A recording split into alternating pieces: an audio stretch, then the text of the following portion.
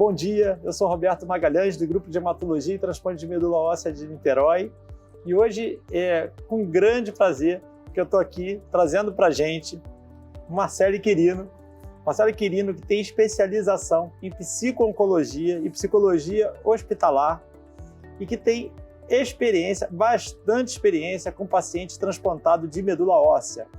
Então hoje a gente vai bater um papo sobre o papel do psicólogo numa unidade de transplante de medula óssea e como é essa atividade, para a gente poder esclarecer as dúvidas de muita gente, que eu sei que está aí do outro lado e tem essa dúvida, e gostaria de se aproximar um pouco mais da realidade do que é o transplante de medula óssea. Então, apresento vocês, Marcele. Prazer, doutor Roberto. Em primeiro lugar, quero agradecer pelo convite, né, de estar aqui falando da nossa prática, desse lugar da psicologia, né, em um centro de transplante. E a gente tem muitas histórias para contar, de práticas, de atendimentos, de histórias muito bonitas e incríveis, de grandes sucessos de todo um programa de transplante, né? Como que você foi parar trabalhando com transplante de medula? Ótima pergunta. Já que não existe uma especialização do psicólogo em transplante de medula, na verdade é a afinidade, talvez pela oncologia, que leve, até porque talvez alguns profissionais queiram saber sobre isso. É muito bacana essa pergunta. Eu, desde sempre, trabalhei com transplante de órgãos sólidos. No Hospital Federal de Bom Sucesso, eu atuava na nefrologia, transplante de renal. Sim. E aí essa expertise de transplante é uma coisa que sempre me atraiu. A oncologia, a hematologia, veio na prática clínica quanto psicólogo hospitalar. Sim. E aí essa clínica de transplante, hemato, onco, ela foi me atraindo. Sim. Eu fui tendo assim, um prazer em atuar com esses pacientes. Sim. E a formação em psico-onco veio também pela atuação em oncologia. Sim. E a prática veio dentro dessa caminhada que eu falo que é uma jornada. As etapas desse processo de transplante é uma jornada incrível que a gente aprende muito a lidar com a equipe multidisciplinar. Isso me atraiu muito, doutor Roberto. Entendi. O quanto a gente faz a ponte com as equipes dentro de um centro transplantador. Entendi. É isso aí. O transplante não é de um só, né? É meu, teu e de todos nós, né? É verdade.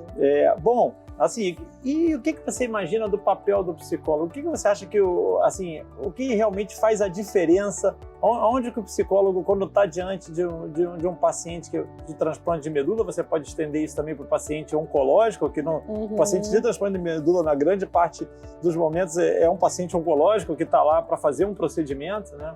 Sim. Então, o que você acha, assim, do seu campo de atuação?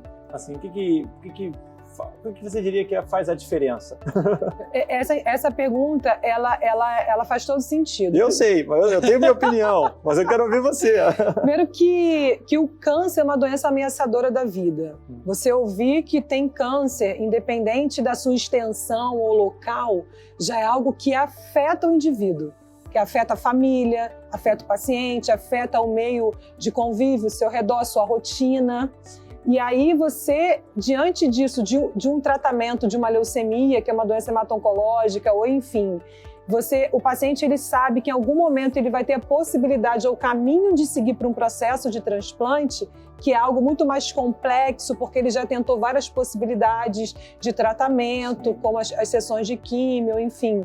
E ele segue para uma jornada de transplante, o olhar do profissional é ajudá-lo nessas etapas de transplante, entender como que ele encarou o processo de tratamento antes do transplante e fazer a jornada emocional adaptativa às fases do TMO, Sim. que a gente nomeia, né?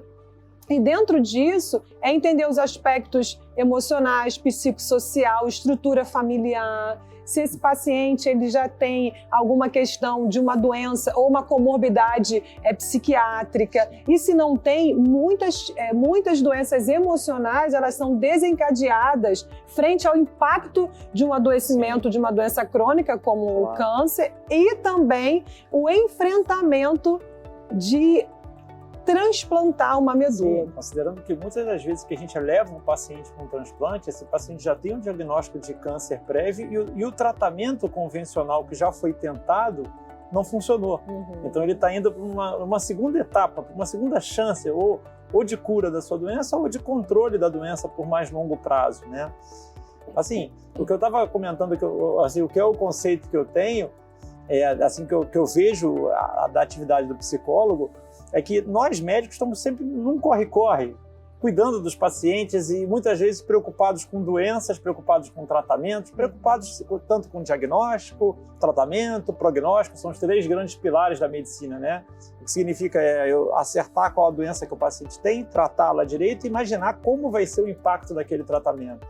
Mas a medicina, ela não é só isso. As 3 dimensões dos cuidados com o paciente envolvem a medicina da pessoa. Quem é aquela pessoa que eu estou cuidando? Em todas as suas 3 dimensões, falando isso novamente. Então, nós, no nosso corre-corre, na nossa vida cotidiana corriqueira, a gente não lida com isso direito e às vezes a gente não tem tempo para ter esse tipo de atenção.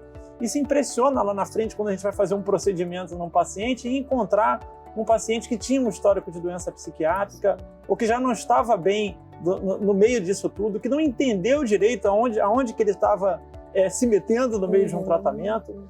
E aí eu vejo que o psicólogo ele é um corretor do Word, né?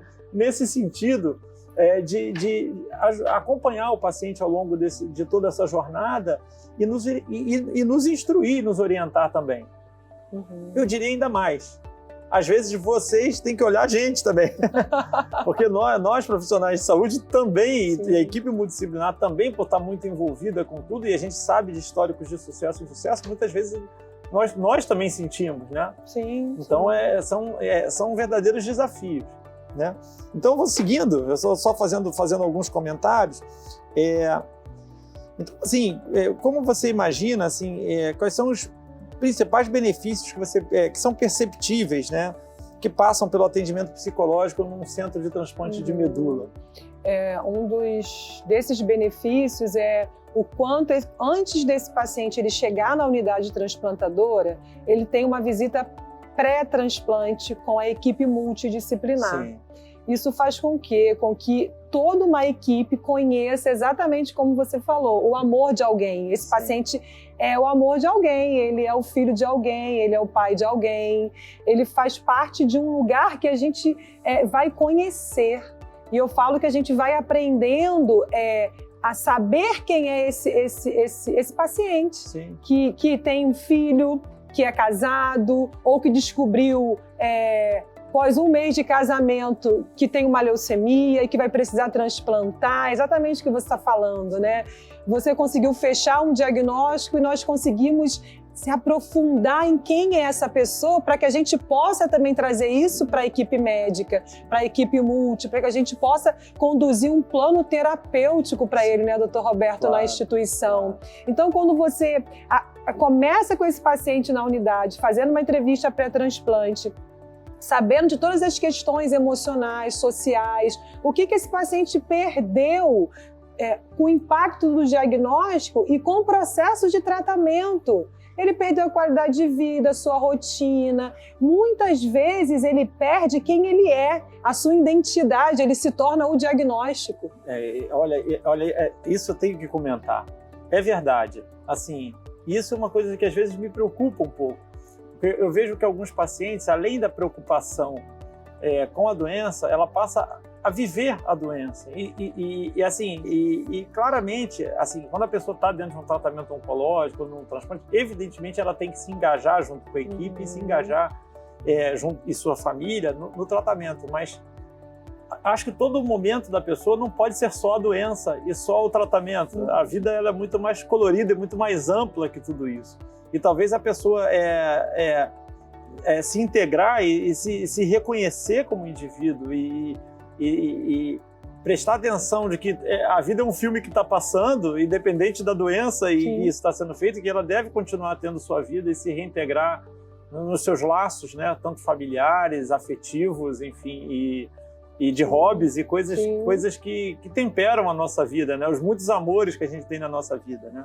E dentro disso, o psicólogo ele vai trabalhando esse paciente para que ele saia desse lugar só do adoecimento e mostrar para ele que existem outras possibilidades. Sim. Eu posso estar em uma quimioterapia, eu posso iniciar um transplante, mas eu posso construir novos objetivos, eu posso construir uma nova jornada dentro daquela fase da minha vida. Eu uso muito com os pacientes que não teve um ponto final, doutor Roberto.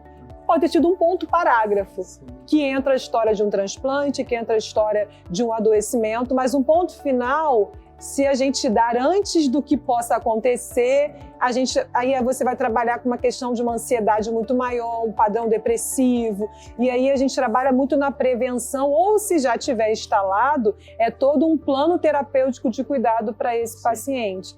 Mas uma das coisas mais importantes também dentro disso é o apoio familiar. Sim. A gente não olha só o paciente na unidade de transplante. Outro ponto importantíssimo, como eu vejo os familiares, às vezes, eu enxergo isso já desde o consultório e não só na unidade de internação de transplante, que às vezes os familiares estão tão envolvidos com a doença do indivíduo que eles falam pela pessoa. A pessoa não fala, quem fala é o familiar e quem sente é o familiar. A impressão que nos dá é que quem tá vivendo a doença é o ente, a pessoa querida que tá ali e não a pessoa em si. A pessoa em si às vezes está bem. Então, também acho que essa é uma outra questão muito importante do nosso bate-papo hoje. Os familiares, as famílias, quem tá ali perto no dia a dia, que vai conviver. A gente sabe, por exemplo, que um transplante, principalmente os halogênicos de medula, aparentados ou não aparentados, o indivíduo começa a vir com um pré-transplante, como você bem falou, um momento de internação que pode durar de 30 dias ou até além de 30 dias, sim, e um período pós-transplante longo e duradouro que vai demorar no mínimo 1 ano, mas eu diria que é para sempre, né? Na verdade, um transplante não é uma coisa, a pessoa vai conviver com uma medula óssea de um irmão ou de um outro indivíduo para o resto da sua vida. Então, ele é transplantado para sempre. Sim, sim. Então, ele passou por essa experiência e vai conviver com essa experiência para o resto da vida. Eu acho que, de alguma maneira, eu posso falar, não sei se cicatriz, mas alguma coisa que vai marcá-lo como indivíduo, né? Daquele momento. Então, e os familiares vão estar durante esse tempo todo em conjunto, que os próximos o marido, esposa, filho, filha, e os doadores também. Quando o doador doa também, um irmão doa para outro. Então é um tipo de integração enorme entre família, doador, receptor e todo mundo que vai participar desse universo, né? E é isso aí, você falou uma palavra muito importante, essa integração, como a gente entende essa dinâmica familiar, que dinâmica familiar é essa, como isso é conduzido dentro de um processo de adoecimento e do medo se vai dar certo ou não, as incertezas de um transplante. E a família, ela adoece junto.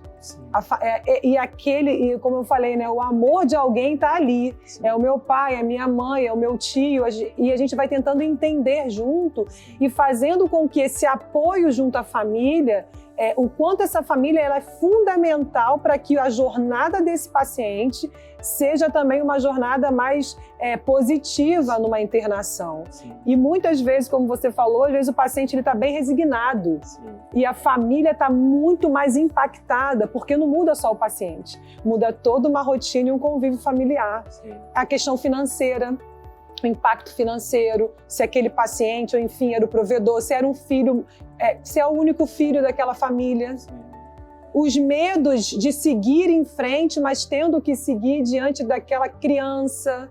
Olha quanto é complexo esse lugar, né, do transplante, o quanto o papel do psicólogo ele é fundamental. Sim. Nesse olhar, nessa conexão, nessa ponte, equipe médica, equipe de enfermagem, fisioterapia, fono, nutrição, odonto. Nós fazemos uma ponte entre vocês para que essa comunicação dessa família, desse paciente, chegue claramente a vocês naquilo que você falou muito bem, doutor Roberto, no início. Muitas vezes você não vai saber o que está acontecendo. Exatamente. E aí a gente se torna um interlocutor. Um interlocutor conosco, né? Claro, isso já aconteceu. Claro, tudo isso de acordo e autorizado pela família, né? Sim, sim.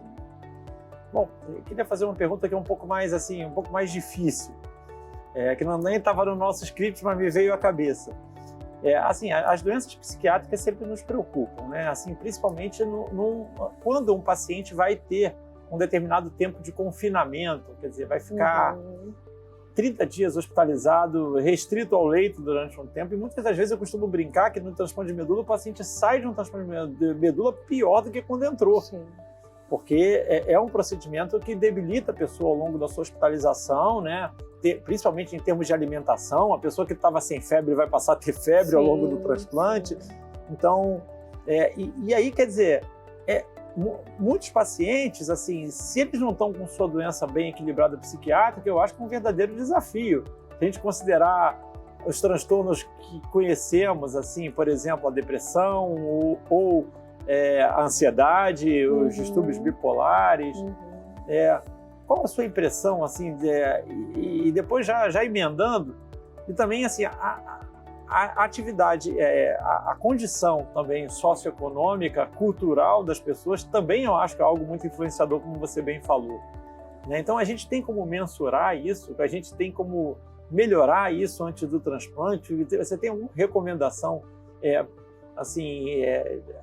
pelo menos mensurar e entender a dimensão do problema antes do transplante? Isso é algo relevante, porque eu vejo, às vezes, até como um entrave. Alguns casos que, a rigor, não poderíamos transplantar, e às vezes transplantamos porque o coração manda levar o doente para um transplante, embora talvez a gente estivesse tomando a decisão errada naquele momento, porque deveria antes ainda resolver outros problemas para poder chegar lá. Entendeu?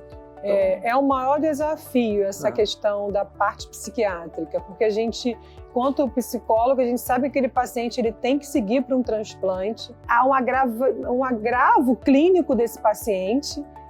E como a gente descobre isso, né? Se a gente tem uma boa estrutura nas avaliações pré-transplante, a gente consegue fazer isso na anamnese. E descobrir e saber se aquele paciente tem uma comorbidade psiquiátrica. Sim. E aí, doutor Roberto, fazer a ponte com o psiquiatra do paciente. Se não tem profissional de saúde mental, nós, quanto centro transplantadores, a gente vai buscando esse caminho junto com a equipe assistente transplantadora também, para que esse paciente ele consiga, antes de chegar para transplantar, ele já tenha tido uma avaliação com um profissional de saúde mental, com um psicólogo, com um psiquiatra, mas a gente não tem como evitar na totalidade um confinamento de mais de 60 dias. Então, assim, acho que pessoas com depressão, distúrbio bipolar e acho que é possível, né? Talvez até esquizofrenia, não sei, se estiverem compensados, acho que esses pacientes podem transplantar. Né? Inclusive, a gente já tive experiência com pacientes esquizofrênicos, com forte suporte familiar, uma família bem preparada, entendendo bem todo um processo pós-transplante, como você falou, porque o pós ele é muito importante na adesão ao tratamento, e esse paciente transplantou e seguiu bem, lógico, com uma junção, uma reconciliação medicamentosa, acordado com toda a equipe, né? Como estruturar emocionalmente as crises desse paciente. O paciente transplantou emocionalmente dentro de um equilíbrio favorável para transplantar, retornou para a Day Clinic, que foi um transplante alogênico, bem, e em acompanhamento até hoje. Sim. E foi um caso que deu muito certo, quando a gente tem esse lugar de conhecer esse paciente, para que as etapas do processo de internação dele, que eu falo que são 3 etapas, né? A mobilização, até para a gente explicar mais fácil para o paciente, né? A mobilização da medula, a infusão e a pós-infusão. E a gente vai contando dentro para que fique até mais fácil desse paciente entender que ele venceu e ultrapassou as etapas que antes ele estava na primeira, né? Já cheguei na última e daqui para frente eu falo que é ver a linha de chegada para a pega da medula, e depois se for um alogênico, acompanhar em Day Clinic, e se for autólogo, uma adesão em ambulatório junto com o seu médico. Então é possível sim a gente transplantar esse tipo de paciente com essa comorbidade, mas muito bem ajustado e alinhado com as equipes de assistência. Entendi. Bom, acho que para a gente finalizar, eu queria que você desse um recado para todo mundo. Enfim, qual é a sua recomendação, qual é o seu recado para para as famílias e para os pacientes que vão vir a participar, estão naquele processo de alguém que vai passar por um transplante de medula, né? E qual a sua mensagem que você pode dar para eles, assim, recomendação? Que vai aí do seu coração e da sua especialização e do seu background, do seu conhecimento na área. Eu costumo falar que a vida ela é um caminho, não um ponto final. Então, a possibilidade de transplantar faz parte do caminho. Mas no caminho existem pedras, espinhos, chuvas, enfim, diversas situações que fogem do nosso controle. E nós, quanto psicólogos, estamos ali para ajudar com que você, que vai passar por esse processo, sejamos um facilitador e um apoio junto a você e a sua família, mas que é possível. Tem muitas histórias de sucesso, histórias de grandes vitórias, e dizendo para você que se há essa possibilidade, escolha percorrer esse caminho, que você vai encontrar dentro de um centro transplantador uma equipe completa para te assistir, te apoiar e te acolher. Ó, eu vou ter que terminar assim. Pra nós, Muito né? obrigado, Marcele. Obrigado pelo carinho de você estar aqui, tá? E bom, uma honra estar com você. até a próxima. Acho que essa é a primeira de outras, hein? A gente vai selecionar outros temas para a gente falar e estar aqui junto no canal. Vai ser um prazer estar aqui com você, doutor Roberto. Obrigado.